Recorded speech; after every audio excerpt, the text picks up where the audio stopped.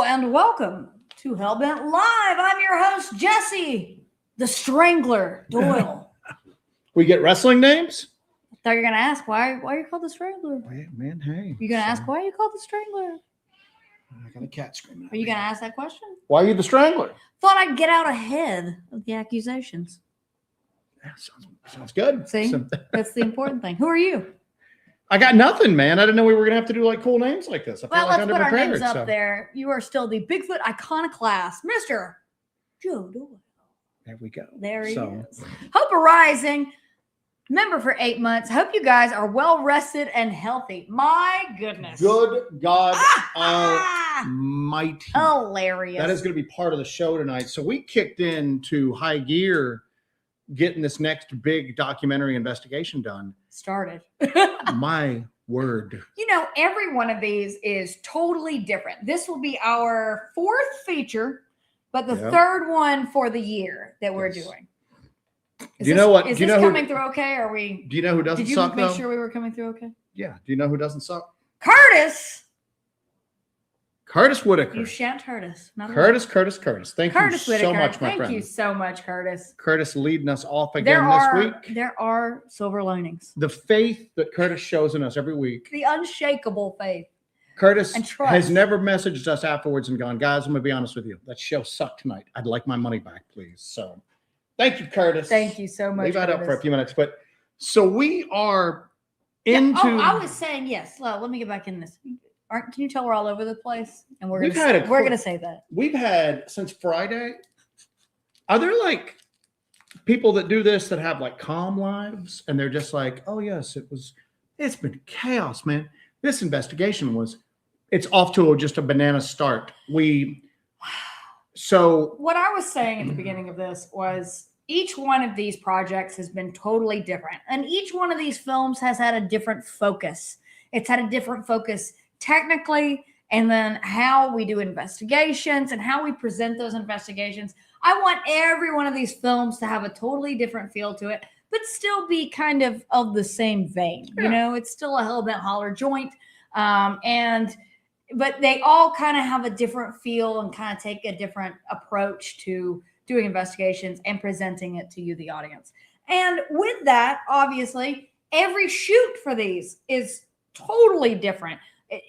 We have come to the point right now where we're like, okay, we are mentally preparing ourselves for what challenges, what black swan events will crop up during the filming and the production of these films.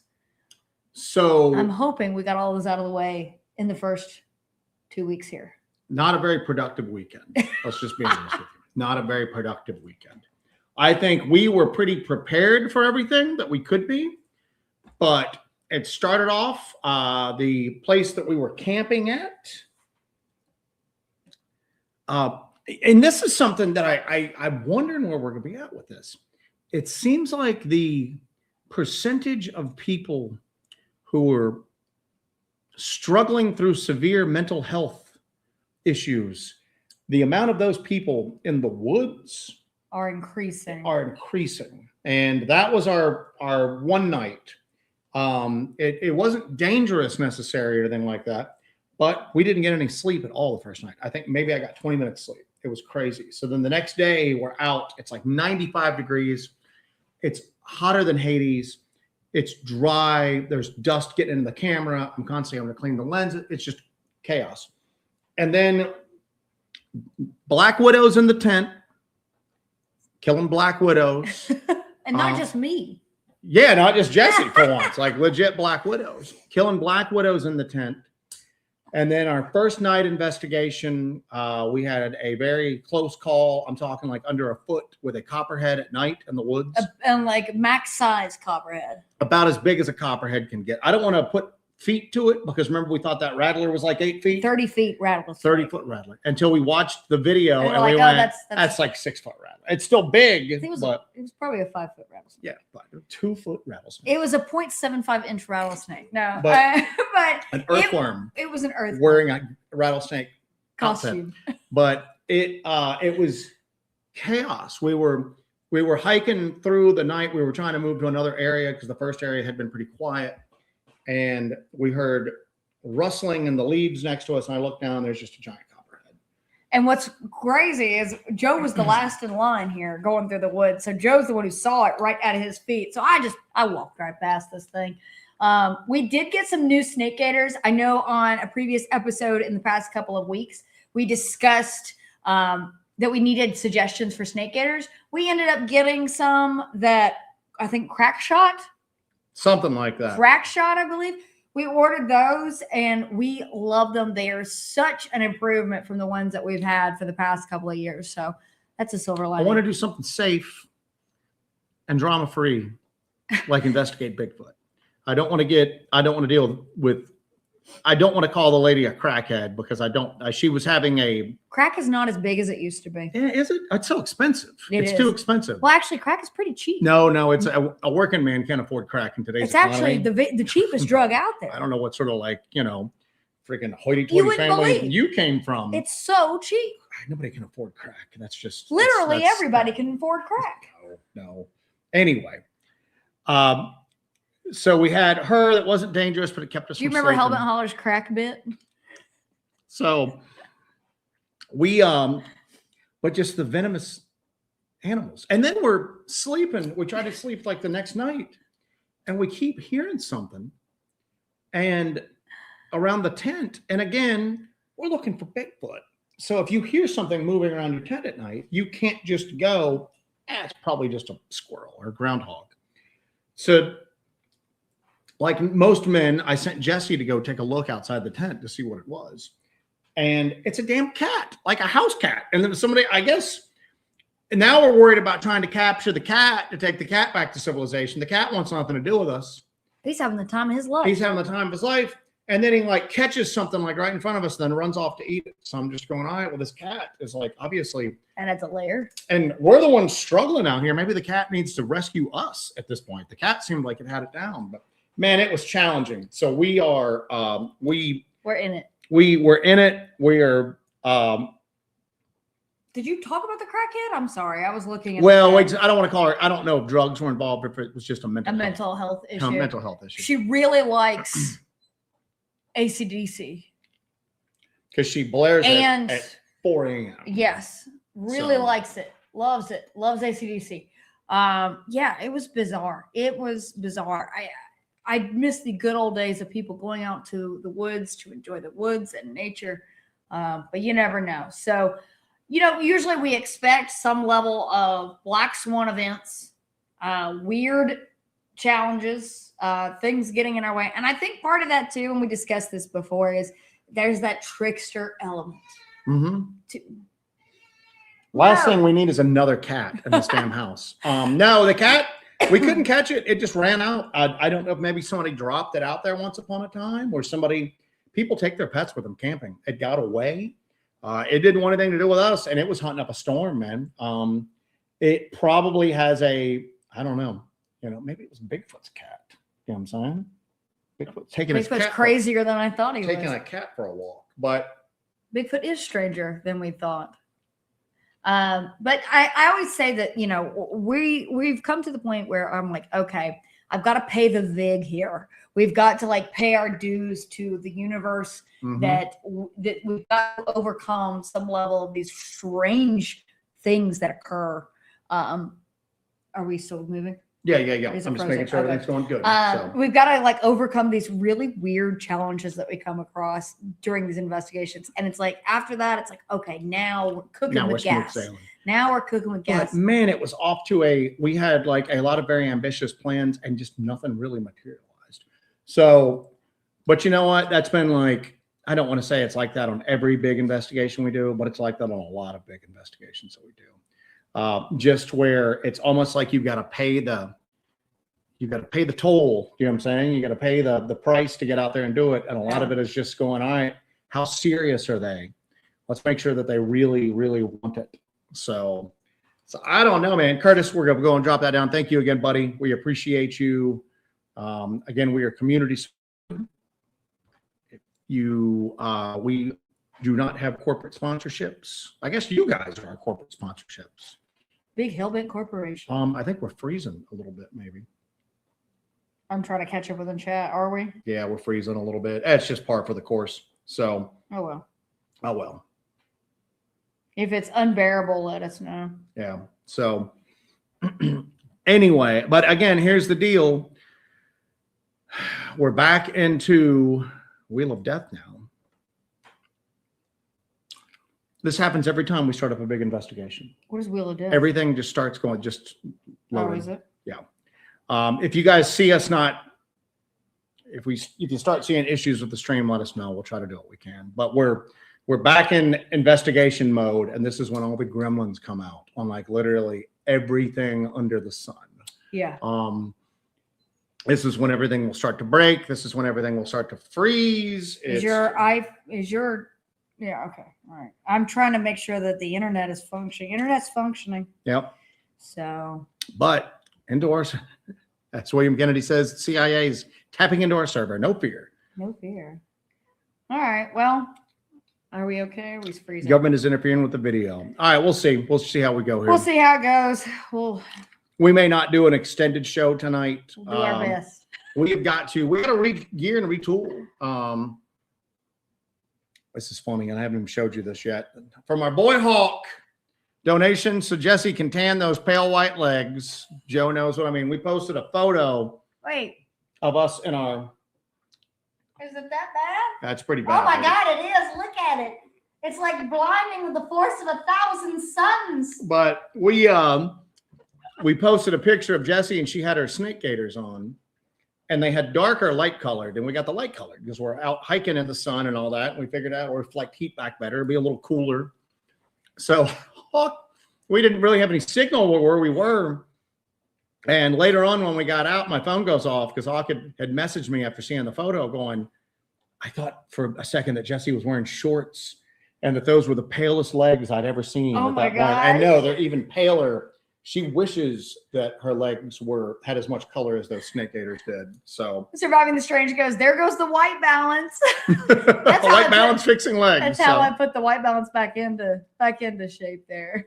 Oh, jeez. Everybody's going, I'm blind. Thank you for that, buddy. I appreciate it. So I've had to start wearing shorts at work, and I'm like, I'm sorry, everybody, because I am super pale. I'm super duper pale. But I have a tattoo on one leg, so you can actually tell it's a leg and not just like a glow stick or something wandering around. You know what I'm saying? But we're working through all of these weird things, and we've got such a cool concept for this film. We're gonna get through it, and I think we've hammered out some of the difficulties that we've had, and we've got a good plan going forward. So we're super excited about that. We're excited to bring all of this to you, and for you guys to see all the stuff we're working on. So it's called Winter Skin. I'm pure snow. Pure snow. Jessie has two shades, bone ass white and then just scorched red. Yeah. There's no in between in that whatsoever. And keep in mind, we're outdoors all the time, but we do the majority of our stuff at night. Yeah. Thank goodness. And that was the other difficulty we were having, was trying to get some sleep. Like when we got in the full swing of it, try to get a little bit of sleep like in the daytime. And it's just so freaking hot, man. I will say, positive thing here. We did not get chiggers. We did not get a tick because we absolutely covered ourselves. I think the snakes and the black widows ate the chiggers and the ticks. But we absolutely covered ourselves in bug spray. So we just could not do that again. But I'm better from my respiratory ailment and everything. So I'm good. I'm geared up. I'm ready to go. I'm ready to crank on this whole thing and get it done. But we've got a really cool topic today. Yeah. We've got something that we have touched on some of these things here and there throughout our time doing this, but we kind of wanted to really focus in for this conversation that what with the whole disclosure thing going on here, and then you have scholars, academics, and trusted individuals and whistleblowers who are starting to mention something very interesting. And we thought, how does that maybe relate to Bigfoot? Well, what is that thing that's very interesting? If you follow I know obviously you're watching this, you follow the channel. You know how, and I almost want to do like a public service announcement, because I'll have people like messaging us and I'm just like, let's back it up. I don't know what the hell Bigfoot is, you know what I'm saying? And I can't even really, if you put a gun to my head, that a Bigfoot exists in like the traditional sense, you know what I'm saying? I don't know what's going on. Maybe it's something projecting itself as a Bigfoot. Maybe it's, I don't know. We don't have enough data. And when we get data on one thing, well, then we find conflicting data later on. And we don't know what the hell it is. But I used to take the stance that it was just like an undiscovered ape. We do have a super chat here from Gardening Dragon Spray Tan Fund. You're going to come back and you're going to look like the Jersey Shore. You know what I'm saying? I would look so strange. Blinding white teeth. Just. I need to go get those. Golden skin. I need to go get those veneers in Turkey, like all the chavs do in the UK. Mm-hmm. And they call them turkey teeth. Get those super white, giant chiclet teeth. I'll look like a Bigfoot. You would look like a Bigfoot. So like a Bigfoot. But so I, you know, Thank you, Gardening Dragon. I started off thinking that Bigfoot was just an undiscovered smart ape. And then I kind of moved into the whole, like, you know, relic hominid thing, you know, and then I keep going back and forth on this, man. And I know a lot of people purport, you know, they claim to have the answers and they claim to have it all figured out. And that's great. We have to go on our personal experiences, not on what people tell us. We go on our personal experiences. That's all Hellbent Holler is us trying to go out and experience this stuff and then document it. And our experiences and our documentation is contradictory. It's confusing. We think it's one thing and then we veer off into another direction.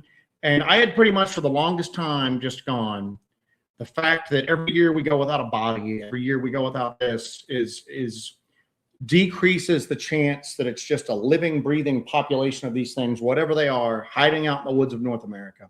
But then you just have these moments where you're out in the middle of the mountains or you're in the middle of a national forest and the vastness of it hits you. And then you go, well, maybe it's not that far-fetched after all, you know? But then you start having this other weird stuff happen where I know that when you try to do complex projects and especially things in the field, things will mess up. You'll have stumbling blocks, you'll have issues arise, but damn, man, not to this degree. Not to just to the point where you're going, can something go right, please? And that's where I start to kind of go back to something else going on, you know, where you start to have instances of things that absolutely no known species is capable of doing. You have things that go hand in hand with Bigfoot encounters. You have inexplicable battery drain. You have this thing that people describe when they see one of these things that they're able to cloak. You've got all kinds of things that go along with that no animal that we know of could possibly do. And it starts to add up over the years of us doing this and experiencing these things that maybe something else totally is going on. It's easy to just stand there and go, that's impossible. Yeah. You know, that's impossible. Mind speaks impossible. Cloaking is impossible. That's just when you really get down to it, it's not likely, it's unlikely, but it's not impossible. Once you accept the fact that these things are out there, it seems like you have to kind of go, a lot more is on the table than it used to be, you know? And of course, there's some people that just go, the idea of Bigfoot's impossible. All of this weird stuff is just, it's a grift, it's a scam, it's liars, it's stupid people, it's all the insults that we all get. You know, every single person that's involved in this gets on a regular basis. But you just have these moments where you go, something ain't right here, man. You know, we're not just, this is not just a primate out here that we're trying to like track and get video evidence of and encounter and document, because we wouldn't have all this other weird crap going on, man. Right. And that's what we get. And it's either really super weird in your face, like EVPs, anomalous lights, just, you know, the mind speak that doesn't happen to us all the time. And when you get right down to it, you can't really prove it's ever really happened. Right. There's no way to like measure that at all. Yeah, there's no way I can quantify and prove that to you other than my word. And if you don't believe in this stuff, well, then my word's not good enough for you. Nobody's word's good enough for you. But it happened to us, so we think it's real, you know? I mean, your mind plays tricks on you sometimes. We're the first to admit that, but it didn't seem like tricks. And we both experienced it. But you just have all these other things where you're just going, It's like there's an unseen force that has the ability to subtly manipulate things around you. And we've talked about this in the past, where you get to the point where you're frustrated and then you're ready to quit and then stuff happens. But then you try to fake that. I'm going to fake that I'm frustrated, I'm going to quit. Nothing happens because it's like it senses that you're faking it. How the hell does that tie into a biped that apparently lives in the North American forests? I don't know. I don't think Jane Goodall ever experienced something like that while observing. I mean, it's just apes. But, you know, and I keep going back to this, and it really struck home when we had Joe and Ron on. Was that a week ago that we had Joe on? It's like a month ago after this weekend, man. Our buddy Amy, Flamethrower Fund for Snacks.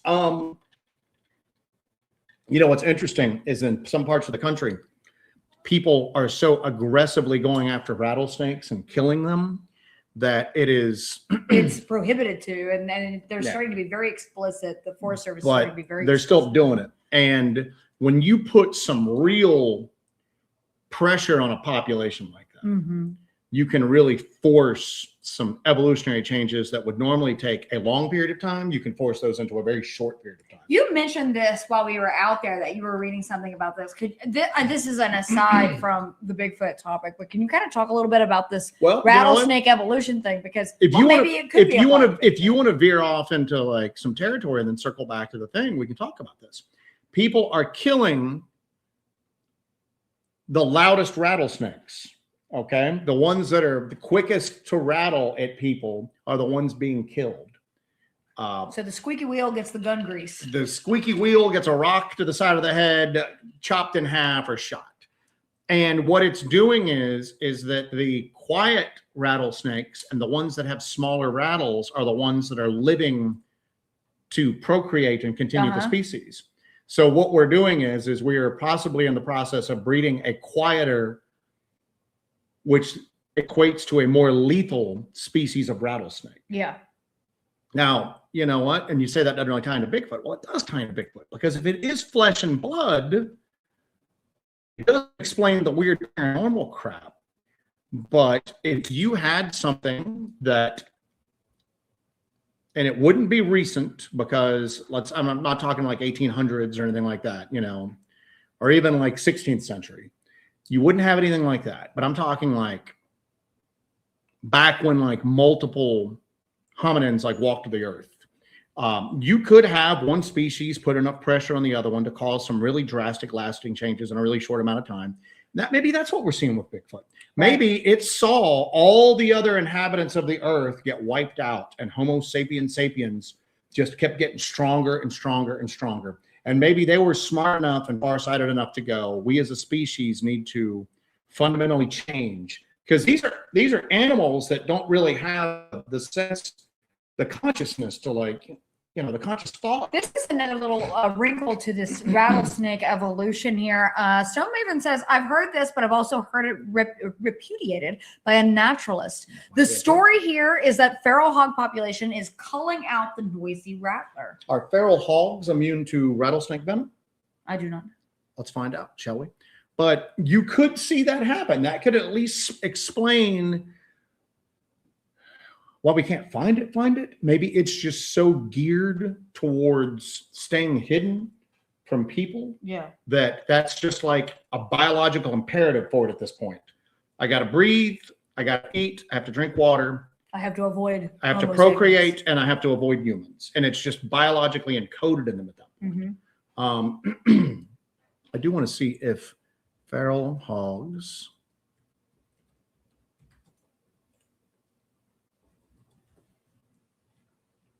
I do not want AI to tell me. Adult feral hogs are highly resistant to rattlesnake venom thanks to a unique genetic mutation that blocks snake neurotoxins from binding to their cells. Armed with thick, fat, heavy hides, they will aggressively hunt and eat rattlesnakes without suffering fatal envenomation. We've talked about that with Bigfoot before. Yeah, we're all over the place tonight. We're always all over the place. If you saw that opening sequence of the LBL documentary where I'm walking towards the sign, you know I've got a thick, fat, heavy hide as well. So maybe I'll be okay. You know what I'm saying? Anything come at you from behind, and you're going to be all right. But we talked about that in the past, about like Bigfoot and the Uaris. There's tons of activity there. There's tons of snakes there. Yeah, and that was did we include that in the first URI documentary about how we kind of posed this theory that perhaps there is some sort of immunity to rattlesnakes or rattlesnakes and copperheads. Well, they're absolutely filled. That might be the thing, but it's this especially with the cave biological pressure could explain the reclusiveness, and it could explain, because you see equivalents to that in the rest of the world of like apes and monkeys. You know what I'm saying? You see that they adopt behaviors in order to stay away from people, and they're not as intelligent, at least as far as like we measure intelligence, as a person is. But if you were dealing with something that was just as intelligent as we are, but it didn't need to make as many tools in order to survive the environment like we have to. Yeah. Maybe that's the case, but that still doesn't explain the weird stuff. And talking to Joe and Ron last week and having them talk about everything, I'm so conflicted on the UAP disclosure thing. Like, we don't need the government to tell us. If you've had an encounter, you don't need the government to tell you whether it's real or not. You encountered it, okay? Right. That's for pretty much the people that are kind of middle of the road, the fence setters. There's some people that will think, and a lot of people put a lot of stock in official confirmation of things. And even if you are fully aware of this is a real thing, you know it is. You know in your heart of hearts, you've had experiences. I think having that official confirmation, it's something you can hold there. It's a badge you can hold and show other people who are doubtful of your experience. But then you got part of the population that is going to go, now I really don't believe because the government is telling me that. What are they trying to hide from us? And that's a valid thing. What are they trying to misdirect us from?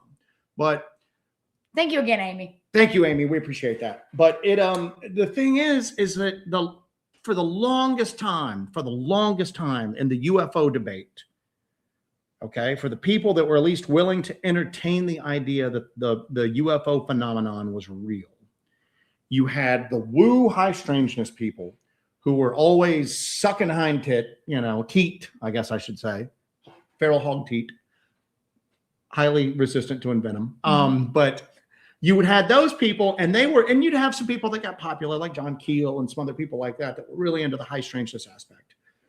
But most of the people that were respectable, they had that public respectability as much as you can get, at least being involved in this stuff. Stanton Friedman, other people like that, they were the nuts and bolts. We're dealing with physical alien craft. They've taken off from another planet, left their atmosphere, traveled through space, entered our atmosphere, landed, they've got out, they've done whatever they're going to do. It's the alien equivalent and far more complex, obviously. But basically, when we sent people to the moon, they landed, they got out, they walked around, did all the stuff that you do on the moon, hit a golf ball, eat an egg, It's pretty much all you can do on the moon, I think. So those are the moon activities. Yeah. So those were the people that were respectable. And even in the UFO community, if you started getting into the woo stuff, you're in like Weekly World News territory at that point, And now the game has flipped. And yes, I don't believe everybody that's public facing in the UAP movement now. I just don't. I don't trust everybody there because of the massive amounts of stop and start promises that are going unfulfilled. The trust me, bro. Oh, golden calf, bless us with bounties of quartz. That joke is never going away. Thank you, Dave. We appreciate it. Thank you, Dave. But the thing is that the people that have the most pedigree and that are the most credentialed, and the people that you would really want involved in this stuff, I sing in a totally different tune now, man. And you're hearing stuff like ultraterrestrial, cryptoterrestrial, all of these different things where they're talking about, hey, maybe they're not coming through space. Maybe they're coming from here. Either we can't see them all the time, or they're hidden in inaccessible places. For the UAP thing, it's a lot of it is like underground, which is kind of fallen out of favor. Most of it's underwater. They're underwater UFO bases, and that's how they've managed to stay hidden from us all this time. And then more exotic stuff, like they're here, but they're occupying a slightly different reality than we are. And that's why we can't see them all the time. And some of them are really weird, going, well, you know, they're like fourth, fifth, sixth dimensional beings, and we're only seeing part of their craft when they're here. Maybe it is a mental phenomenon, a lot of it. You know what I'm saying? It's being broadcast into you by something else. You're hearing a lot of stuff, but you're starting to hear stuff that's some shaver mystery stuff, man. You know, the Daros underground doing all of that stuff. That's the stuff that's being taken seriously now. Mm-hmm. You don't have people who are credentialed scientists shying away from the idea that we're dealing with something far weirder than an extraterrestrial species version of NASA. Yeah. Okay. They're really kind of going, the universe might be a lot weirder than what we all thought it was. And this right here might be proof of that. And as they've embraced that, it really answers a lot of the questions that really kept people from accepting the UAP phenomenon. Well, space travel, you know, the distances are so vast and blah, blah, blah, blah, blah. The conversation's just opened up a lot. And people have really started to get... totally negates all of those things that were problems before. We're starting to realize now what's that stuff that we previously thought was impossible. We just didn't know how to do it at the time. I want to pull the audience on what you guys think is, like, where you guys stand on the nature of the phenomena of Bigfoot. Do you think it's 100% flesh and blood? Do you think it's an ultra-terrestrial, interdimensional, or a mix of both? I'm going to put a poll up and you guys respond, because I kind of want to gauge where the audience is on this question. Take the poll. So in order to contribute to this poll, just type 1, 2, or 3 into the chat and it'll come up on there. Seriously? So, is that how you do it? That's how you do it. And here's the thing. A couple of years ago, that would have been impossible. But now you're just throwing it up like nobody's business. But that's the thing that gets me, is that the UFO topic, UAPs, whatever you want to call it, has never had as much public acceptance as it has right now. It's updating live. Isn't that cool? And the topics are crazier than they've ever been. Neil deGrasse Tyson is starting to openly, and he's been like one of the big like mockers of this for years, naysaying it, making fun of it. People are idiots, blah, blah, blah. He's starting to kind of go, oh, there might be something here. But it just seems that the moment you accept it's real, the things that seemed impossible before don't seem so impossible anymore. But we can't adopt that mindset in the Bigfoot community. Instead, we're trapped in that, well, the most credible people are the ones who treat this as a big monkey running around. And I'm going to be honest with you. That seems the least like I say this every freaking week. If it's a monkey, if that Bigfoot's just a big monkey, we'd have one in every zoo in a major American city. Okay. It's whatever is going on here. It's not a monkey. And I got a feeling that whatever's going on with the UAP topic might be weirder than what we even think about, even with the weird conversation we're having right now. But there was a lot of conversation going around this week that, as much as anything, nothing's ever confirmed. And I know it's frustrating, but you're dealing with multiple layers of government secrecy, non-disclosure, agreements, all of this stuff. But people were talking about openly. You're seeing on network news, people go, we believe that there's 4 species of non-human intelligence visiting the Earth fairly regularly. The classic alien grays, the Nordics, who just look like 7 foot tall, Nordic human beings, a lizard-based species, and an insect-based species. And that's crazy. We're hearing that talked about. And in the past, whenever they would talk about it, the X-Files music would come up, tongue-in-cheek, they'd have a goofy graphic of a UFO behind them sucking the cow up and all that. But now it's starting to be discussed seriously. And why do we think that weirdness stops there? Why do we think that if there are non-human intelligence that is bipedal creatures that are associated with this UAP phenomenon, Why do we, so now all of a sudden, every line, every arbitrary line we've drawn as far as what's possible and what's impossible has been shattered. But now we're just going to draw another one and go, well, these phenomena only take place in the skies above us or people's bedrooms with the abduction phenomenon and everything like that. No way that can happen out in the woods where there's no people around for the most part. So I'm going to stop the poll. Stop the poll. Stop the poll. Stop the poll. All right. So right now we've got the threes really have it on this, that it's a mix of both of these things. I just wanted to kind of gauge where you guys were at and kind of where you're sitting at. Well, our buddy Oki said that. And he said possible there's two. One physical animal with abilities we don't understand. Another that's supernatural with abilities to mimic a Bigfoot physically. Or maybe there's two different phenomena going on. And there's one that's weird and wooey and everything like that. And it exists in an area.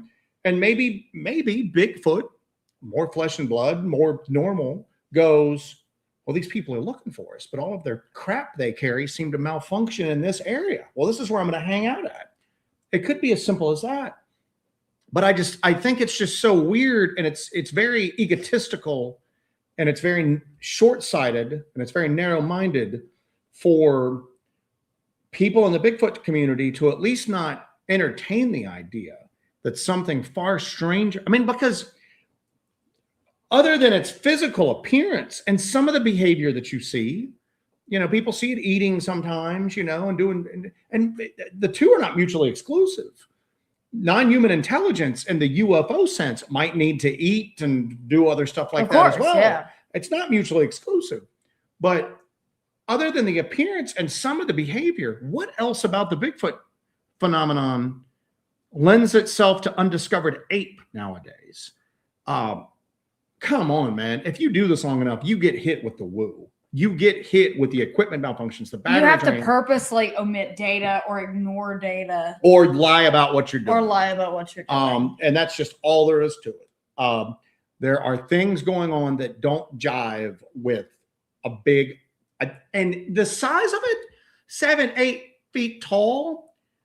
Yeah, and if it has the ability to go down on all fours, you could kind of mitigate some of that. But we've got to just, and I'm not saying that any of these things are right. I'm not saying Bigfoot comes out of UFOs. I'm not saying Bigfoot is interdimensional. I'm not saying Bigfoot is something that has the ability to like phase in and phase out or turn itself invisible. I'm just saying, I don't know what the hell it is. And because I don't know what the hell it is, how can I say what it's not when we're already having some of these extremely exotic conversations about other phenomena that has always been lumped in with Bigfoot? And it's really hard for people to break their confidence in the framework that they have. You know, they have this framework of what is possible and what is impossible. But we are seeing that change every day. But it's hard for people to kind of break that framework that they have.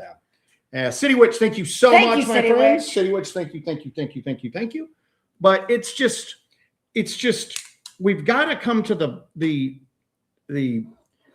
we've got to just finally go, we don't have this figured out. And I know that every single person that talks about more common thing, well, migration routes and this and this and this, there's other data out there that doesn't jive with that. Okay.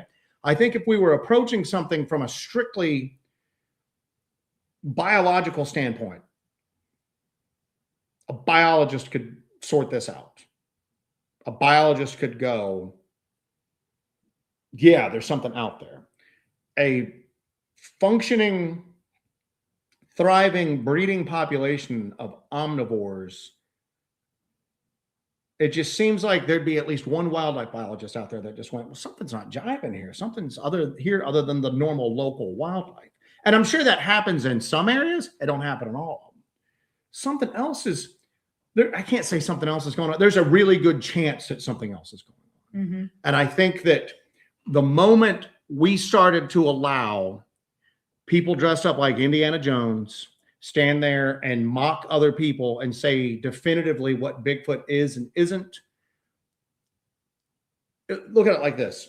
Oh, yeah. By the way, Joe Mapes says Cliff Barakman would say it's an ape and you're all ridiculous. Those two things are not related. And great. So let's just talk about credibility with the rest of the population right now. You have extremely credible people like Gary Nolan. It's like my hero in the UAP community just for the way he goes into it. Who holds more medical patents from anyone else Stanford in the than like world. anybody else. Yeah. And yet he's saying that it's weird, that this is weird. This is the UFO phenomenon is not just spacecraft. There's something tied in with consciousness. There's something that's tied in with high strangeness. So credible people on that side of the room can say that. And I'm just saying, maybe the Bigfoot community would get more acceptance if we just went, hey guys, something's going on, but we don't know what. Okay. Maybe some of this is an actual undiscovered species, but there's other stuff out there. It just seemed like that when the UFO community publicly just said something's going on, but we don't know what it is. Yes. And then opened the door to these other possibilities. And these other conversations. And was very seriously discussing these other possibilities. That would hopefully open a door here on the Bigfoot side of things.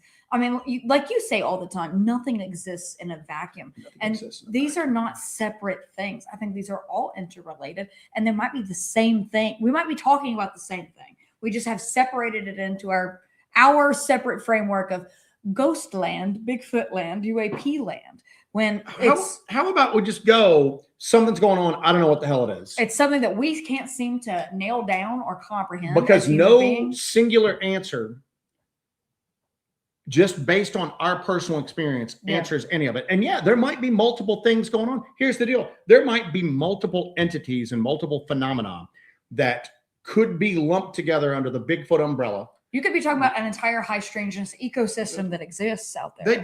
And again, I always say that I think that's what causes a lot of friction in the Bigfoot community. Is the fact that I have a Bigfoot experience and it behaves like an ape. It's eating, it smelled the air, it saw me, it ran into the woods. I saw a large ape. To what I saw. You have a Bigfoot experience. You experience mind speak, it cloaks, all the weird stuff happens. You tell me that, and I go, you're lying because what you experienced doesn't. I've experienced Bigfoot, and that's not how Bigfoot acted. And then you're going, now you're lying. Maybe it's all of that. Maybe it's none of that. Maybe we could sit here for a year and come up with every single wild ass theory that we could come up with, and none of them would be right. Right. Okay. None of them would be right. I don't listen. I'm trying to get back into reading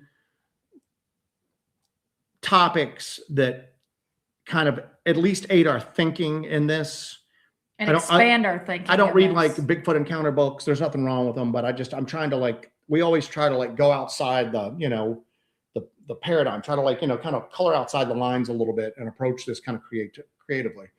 But it's weird because I randomly, I don't listen to a lot of podcasts. I decided to listen to the American Alchemy podcast.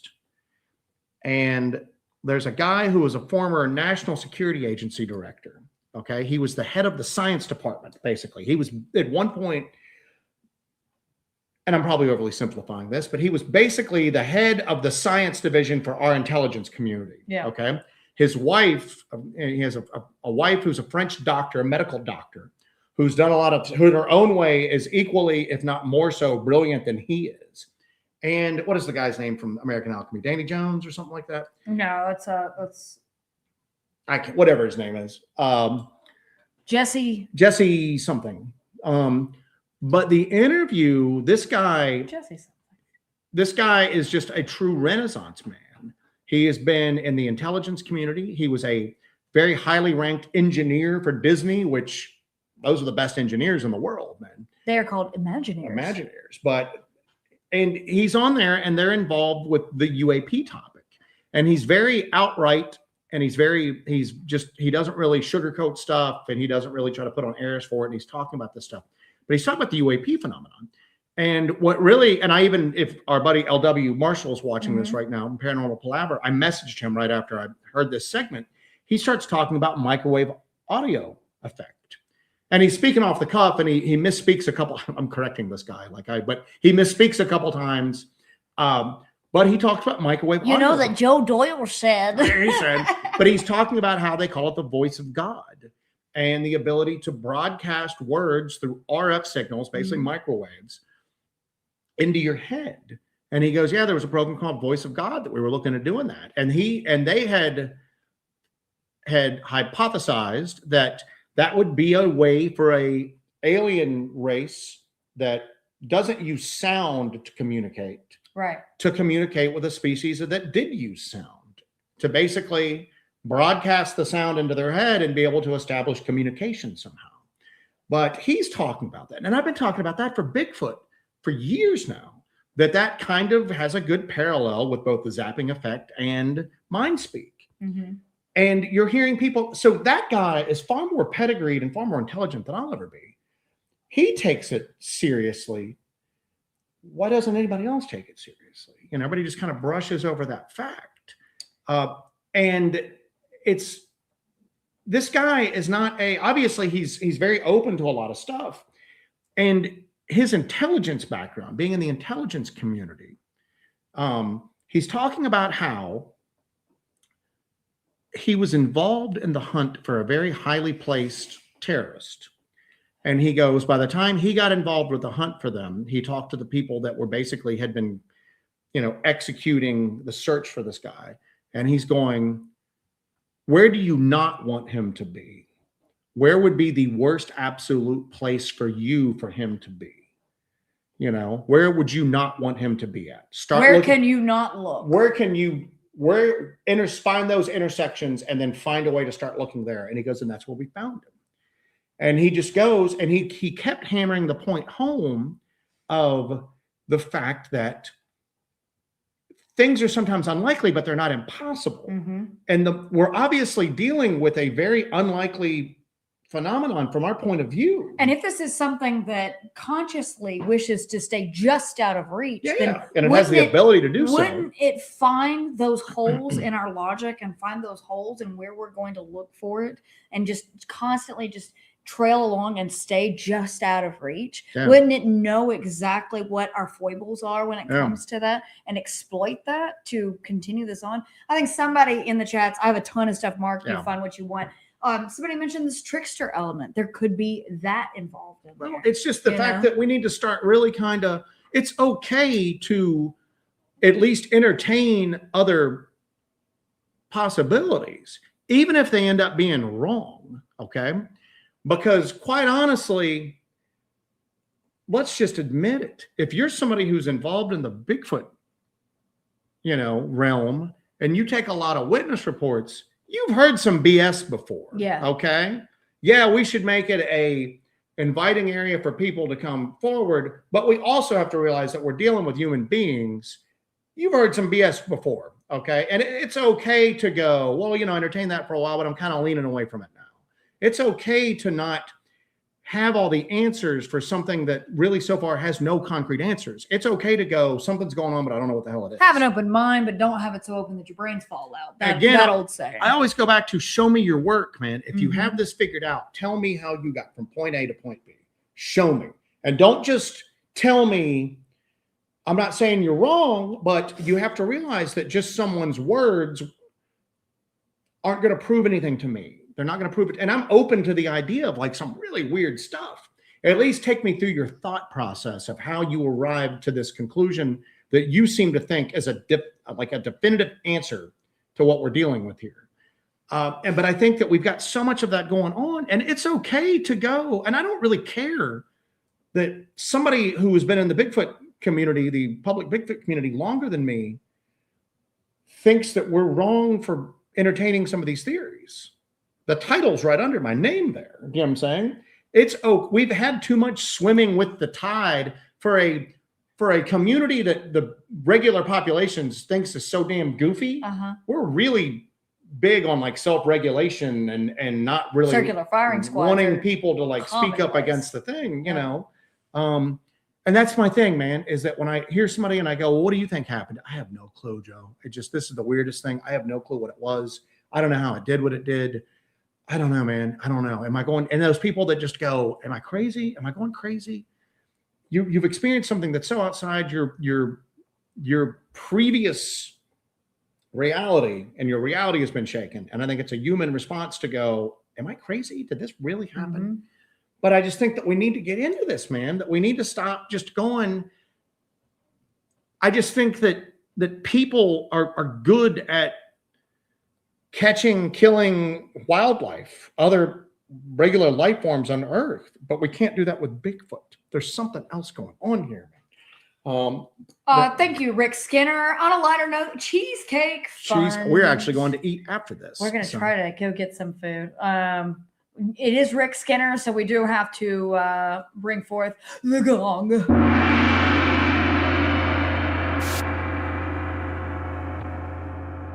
Thank you, Rick. Let the gong wash over you. Rapture and Chill says, I actually sent Jesse an Instagram message about this earlier after he watched the video where she heard Clackamas. I will check that out. Let me make a note that I need to check that. Rapture and Chill, I love your name, girl. I love it. So, Rever PC, there's more.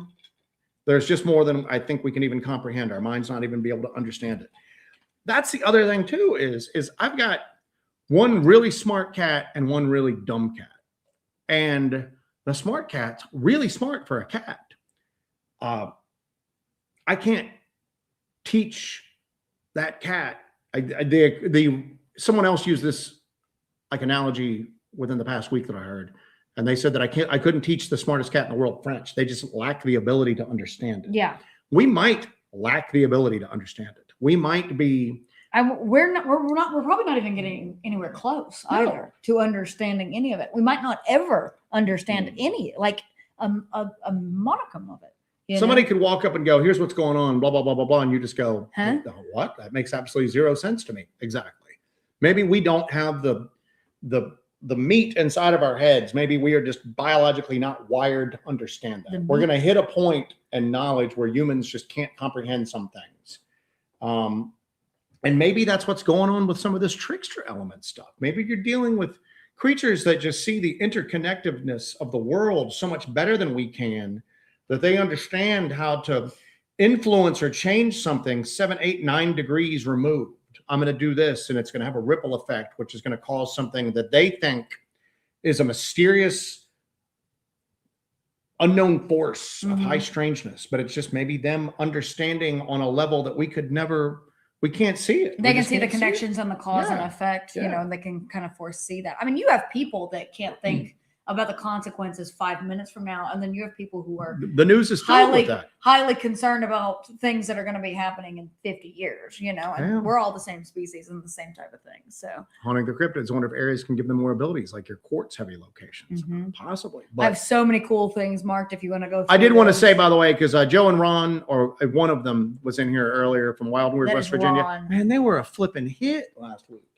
I posed the question to go, hey guys, you know, it seems like everybody really liked Joe and Ron on the live stream. Would you guys like to maybe see some more guests every once in a while, even if it's just like once a month?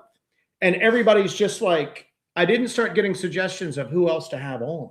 Yeah. It was just, oh, absolutely have Joe and Ron back. Absolutely have Joe and Ron back. And I'm going, well, I mean, yeah, absolutely. But that wasn't what I was asking. Like different guests. Oh, no, just have Joe and Ron back. Are they coming back now? Yes. Could you guys not do the show? And on just the subject of Joe and Ron, Turdog, who's been a member for 20 months. Turdog, we love Turdog. Father Joe, God, Father Joe and Sister Jessie.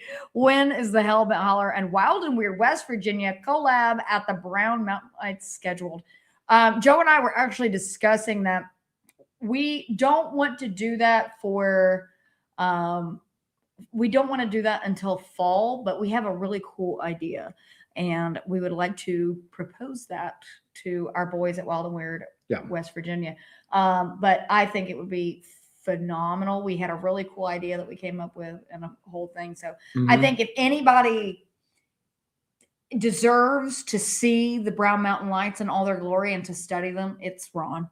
And you know what's crazy? And you know what's crazy? I'm going to take a second to praise them, like seriously, because Joe and Ron do your VCR ready to record. Get your VCR ready to record this. Joe and Ron, Wild and Weird West Virginia, they do a live stream every Thursday night. I always rush home. I get some chores done. I get something to eat. And I sit down, and then I just proceed to have a ball in that chat. Yes. Okay. I have a blast in that chat. I'm at work on Thursday nights, and I'm sending her updates. He is sending me updates about what's happened. That is like that's like my only social interaction I get outside of you. Is basically getting on the chat of Joe and Ron's show. Wait, your social interaction is me, Joe, and Ron? Through the medium of YouTube. That's about it. Jeez, but what's crazy is I just have such a good time there. But having them on the show last week and then listening to them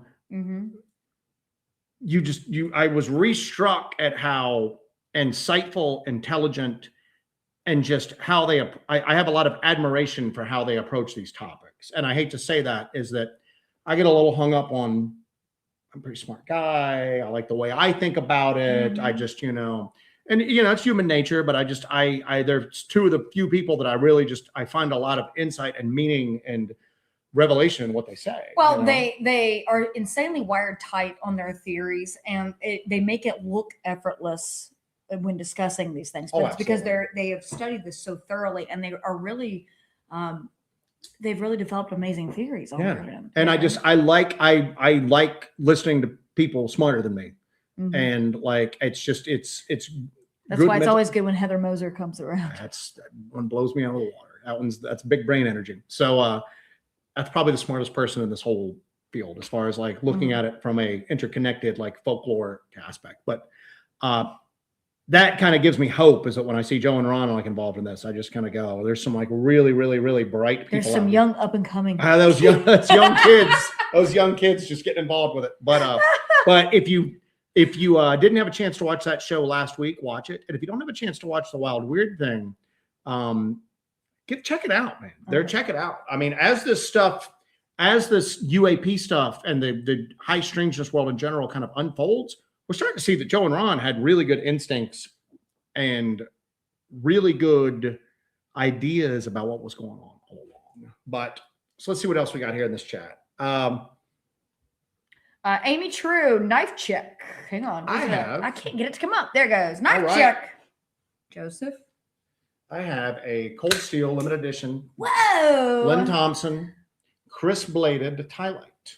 Oh. I rarely carry this because it seems so practical. Why wouldn't you just carry that? Well, it's practical for what it's made for. But I mean, even then, it's a knife. It's got a sharp edge. You can cut stuff with it. Yeah. But I always carry like large pocket knives, and those are weird to pull out around normal people in case you need something. Yeah. Because that'll happen occasionally. Hey, somebody have a pocket knife, and I go, oh, I do, and then I go, I got a broadsword in my pocket here. But this one, just because of the wavy crisp blade, I just never carry this because what am I going to, unless I'm out like fighting vampires or something like that. Which you never know, you might be. Know. Today I have an Emerson Horseman. This is our remaining Emerson. It's our last Emerson. This is the last Emerson in the Doyle collection. Joe used to have a huge Emerson collection, and he sold them off after a weird incident with a St. Patrick's Day knife giveaway. Yes. On the internet, where we got very petty. We did. I used to be really into Emerson knives, like almost. So that was pretty much the only type of folding knife I had. And they did a St. Patrick's Day giveaway. And Jessie was like, oh, I'm going to do this and get this like Emerson.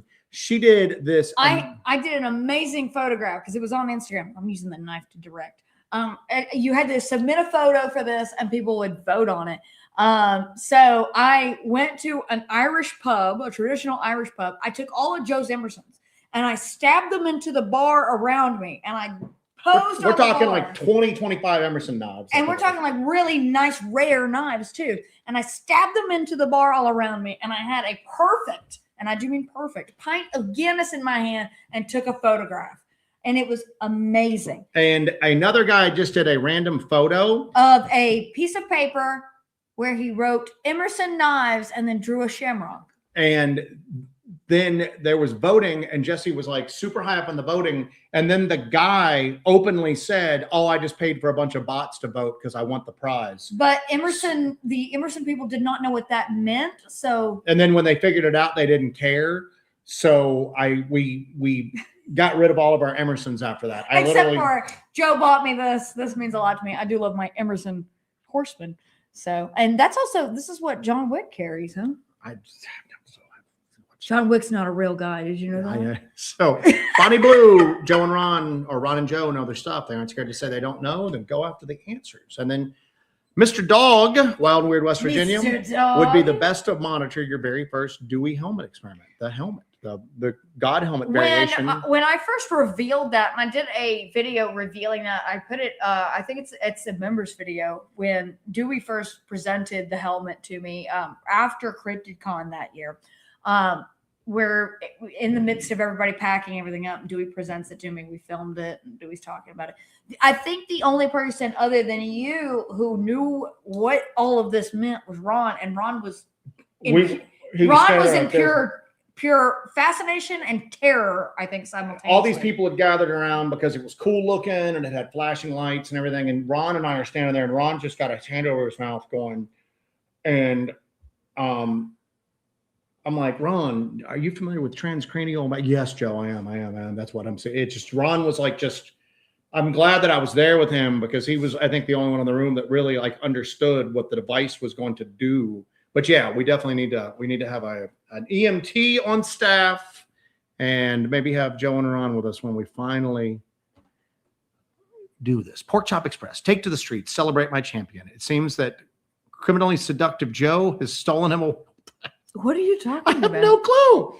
What is that? I don't Criminally know. Seductive Joe has stolen him away. Well, we can't really figure out what he's talking about, because he did mention that he's coming to us live from the restroom at the Smoky Mountain Trout House. He's been doing that. He's out on vacation, and then he's in these nice restaurants, and then he excuses himself and goes to the restroom. Sits on the toilet and watches our show. So what are the people in the other stalls thinking? Hopefully they're like looking over and tuning in, man. Get us some new subs there, bro. Yeah, man. So live from the restroom at the Smoky Mountain Trout House. I like to meet men in the restroom and make them subscribe to Hellbent. Hey, do you want to go in the bathroom and watch some Hellbent Holler with me? Okay. So, oh my Lord. Anyway, let's see what else we've got here. I got some stuff marked on there if you want to go through it. I'm going through the chat right now. All right, let's see what else here. See what else we got. But like I said, I keep going back to this, man. I mean, I'm not saying it is one thing, and I'm not saying it's not another thing, but I think that we need to just start going. We don't know what it is. Yeah. And some things that I think is impossible may not be impossible. Maybe it's impossible by our current understanding of science, but that is changing on I can't say a regular basis, but it changes. And you're starting to have people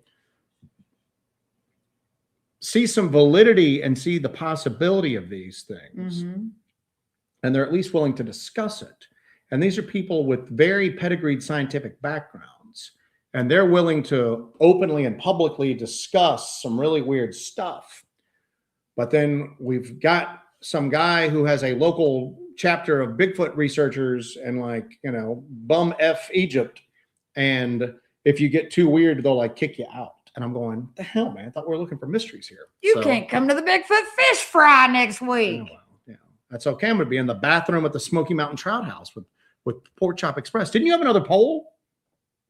I can do another poll. Do you have another poll? I can do another poll. I got to put it together, though. You got to chill here. Whoa, polls were ready to go. I thought the polls. You can't just throw a poll out there. What do you think this is? I don't know, man. All right. You know what? I do have a poll. I have a whole list of my polls here that I wanted to do. A poll list. I'll put these together. Are you just going to be quiet now? You just going to? I'm taking care of something. Give me 1 second. Refusing to participate? Yeah, I'm not doing it anymore. I'm out of here. So I put together a couple of different little polls here, just because there's a lot of different little avenues we can go. And with the UAP disclosure and all of this discussion going on, I kind of wanted to. The purpose of a lot of this is to connect these two, to connect Bigfoot and the UAP topic. I'm working on here. All right. We need to have some weight room music. Mm-hmm. All right. I got a poll for you guys. Can't keep up with this chat. So. Okay. What's the poll? All right. So the poll today, the next poll, new poll. Get a new poll. All right. So we got 3 options for this. Knock it out. What you got? Well, hold on. I got to edit it because it won't do all this stuff. Got some dead air. Fill this dead air. Got to fill this dead air here. So. Hang on. All right. Now I got it. All right. So the question is, Will official UAP disclosure ultimately prove the existence of cryptids? Option 1, yes, they are part of the same non-human.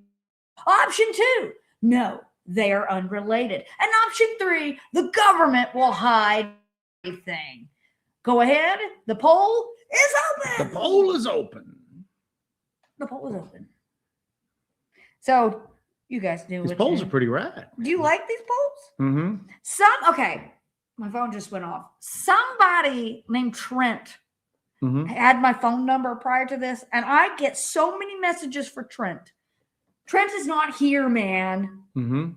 All right. Trent is not here. I got part of Saban stuff there. But there's a book of Saban if you want to take a look at that. I saw the first two. Let me get back here. All right. We've been on the planet. I'm sorry. We've been on the technology burst as a species for give or take 40 to 60,000 years, depending on Taz Tepler. About 60 years ago, we made it into space to our moon, then probed Mars. Any interplanetary interstellar race isn't going to be recognizable to us when it comes to psychology, sociology, technology, any of the ologies. We as humans have this wild hubris to think that we'd be on the level with beings that have existed hundreds of thousands of years longer than us on a similar trajectory. The math and physics to do what these beings would There's more. I got the have to do doesn't exist in our current state of being. To even perceive the realm of scientific or galactic quantitative analysis it takes for intergalactic travel is beyond our state. I have missed that. Something. We commune based upon our everyday luxuries, fire to wheel to sewer irrigation, to electricity to automobile to flight to telecom to internet.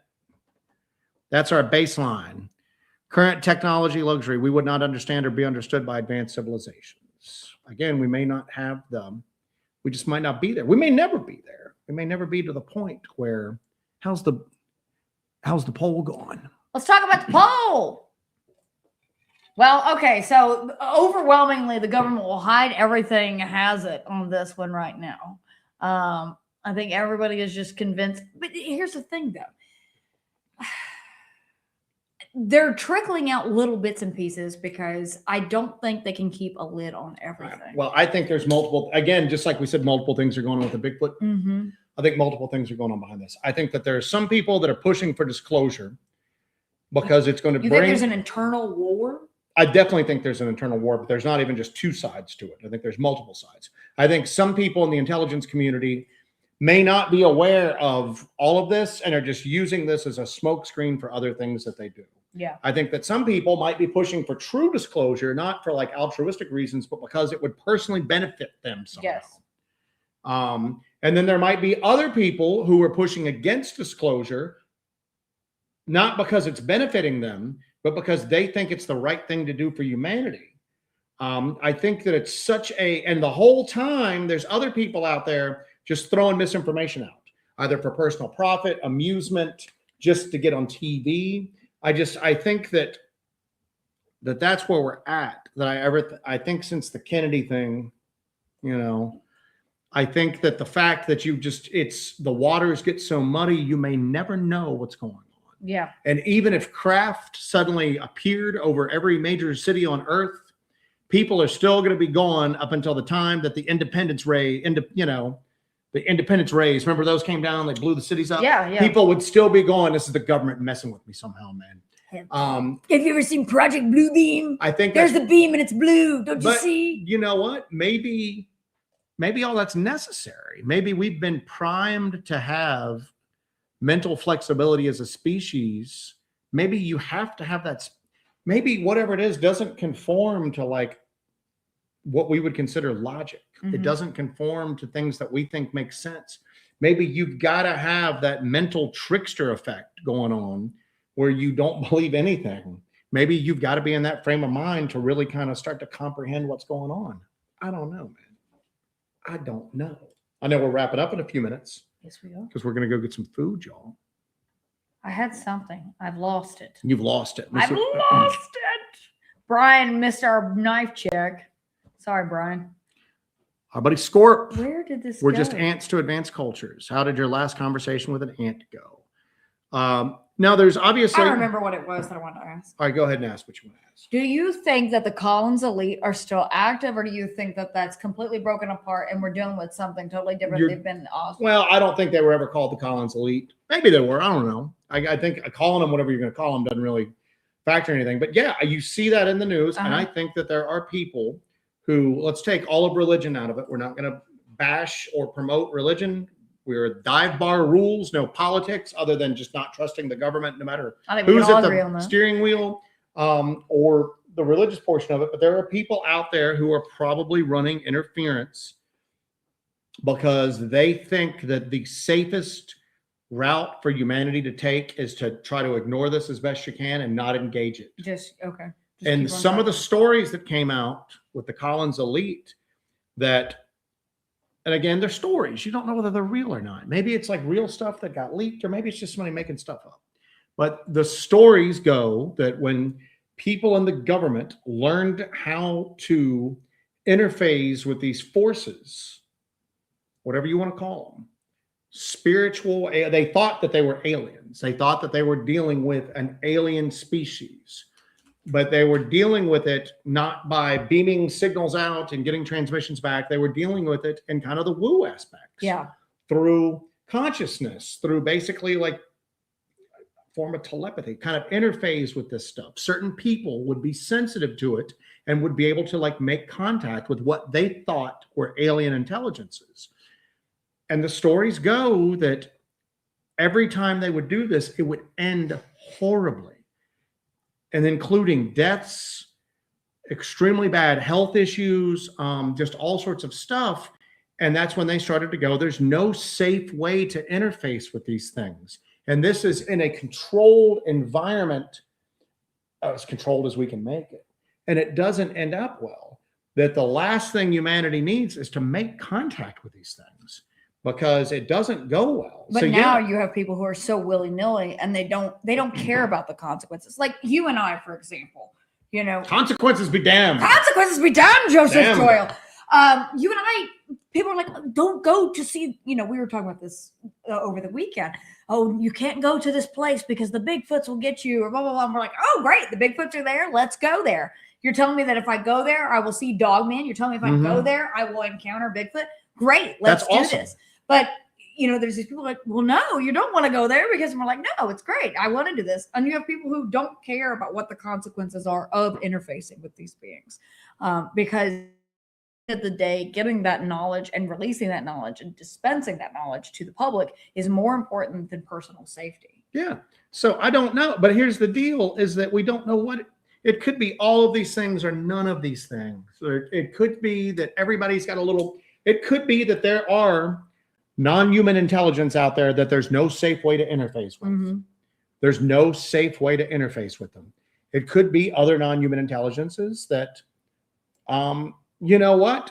To Scorp's thing earlier, how did your last conversation with an ant go? Maybe they're so advanced, they've hit that level where they can communicate. I know what I've done. And they're so self-aware and they're so tied in to the consciousness in the universe that they can discuss things with ants. Yeah. And that they've just kind of broken through that barrier of just now every life form is equally valid and important to them, and they have the ability to interface with them, and it's good. Right. Maybe there's others out there that there's no way to, just their very nature is so just toxic to us that there's no say, and we're sowing the seeds of our destruction by trying to like interface with them. Well, I mean, conversely, at the same, you know, on that is my last interaction with ants, where I saw ants in the kitchen. I put out the gel stuff and I collapsed their colony. You were a genocide. I am a genocider of ants. Yes. So you have to think about you know, that. and that's the thing too, is that you have that other thing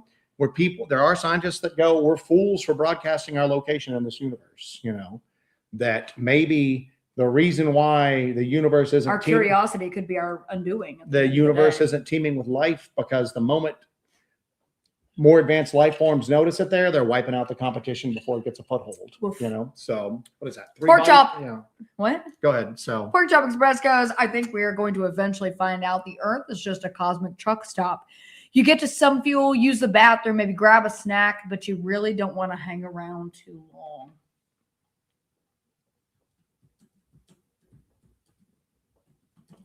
Goosh. Thank you for that, pork chop. I like these deep thoughts from the restroom that we get.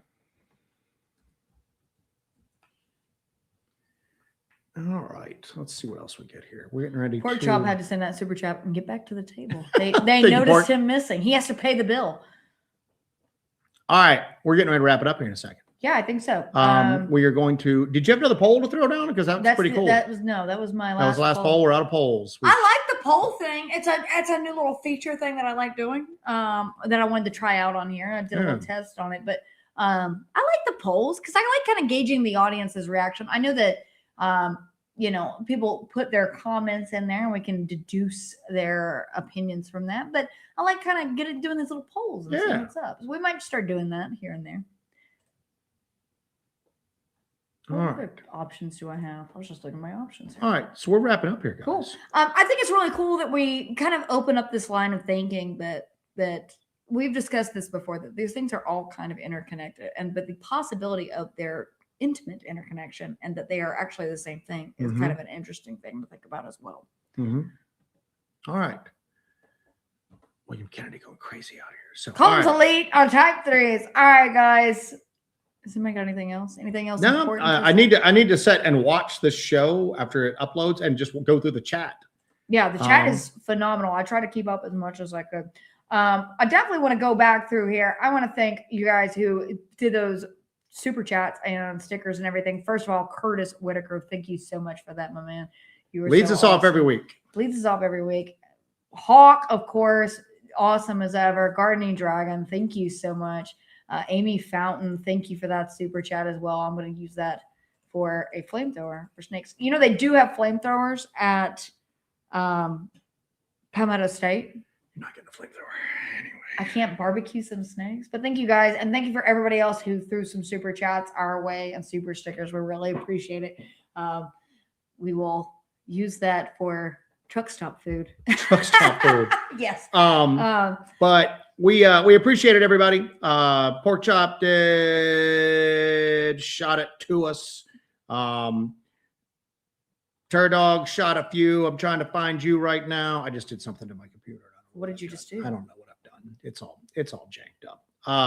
But anyway, we are going Rex Skinner, of course, to go grab a bite to eat, and then we got to do some AC repairs. Yeah, we gotta one of us. We're gonna draw straws or flip a coin. I'm not sure which. Who's going into the crawl space? Who is going into the crawl space when we get back from? We're gonna get a bite to eat real quick, and then one of us is gonna go into the crawl space to repair an AC duct. So I look forward to losing that coin toss. Anyway, losing that coin toss. I'm smaller, so it's probably gonna be me. I'm gonna I'm not letting you go into a crawl space. Put on my monkey suit, and I'm gonna go into the crawl space and do a duct repair. So, thank you guys for joining us.